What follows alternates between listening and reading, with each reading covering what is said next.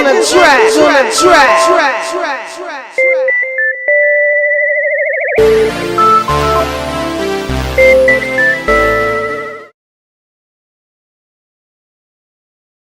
Get my radio voice on. It's the quiet. This ain't the quiet storm, is it? No, definitely not. I can be a little hyper. Oh yeah, you can be hype. You can be all that. Cool. You know what I'm saying? Shout out to Drake Phantom on the beats right here on the instrumental in the background.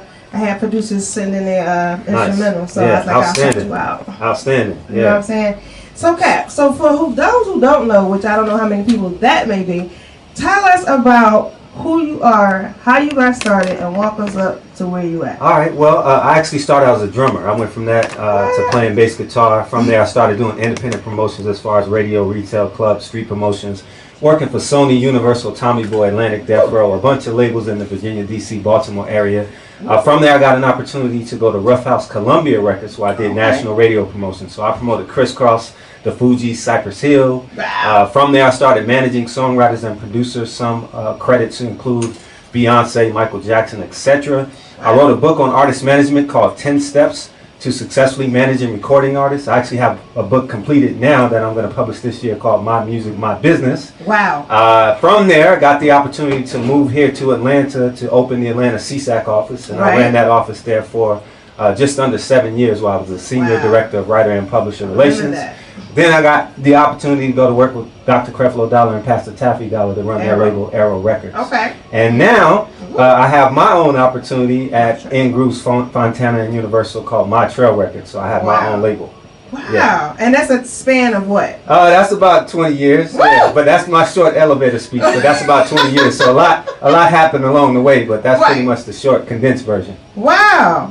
So from a drummer to your own label. Yeah. In 20 years. Absolutely. How's the journey been? Man, it's been outstanding. I've learned a lot, and I think the biggest lesson I've learned now is the order of God, family, and work. Ooh. And I think I spent 20 years not really understanding that part. Okay. When I first got into business, I had 3 goals. One was to be able to afford to take my kids to Disneyland. Okay. One was to get a record company tour jacket because I saw my friend with one and I thought it was cool.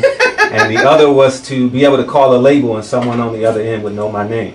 Well, I called my son. It was 2008. I went to speak at the GMWA, Gospel Music Workshop of America. Okay. And I called my son and I said, yo, let's go to Disneyland because it was in Florida. And he says, Dad, I'm 20. I don't want to go to Disneyland. So somewhere in my mind, 20 years went by, and I did not realize it because I was on this quest to win a Grammy, to win an American Music Award, a Dove Award, a Stellar Award.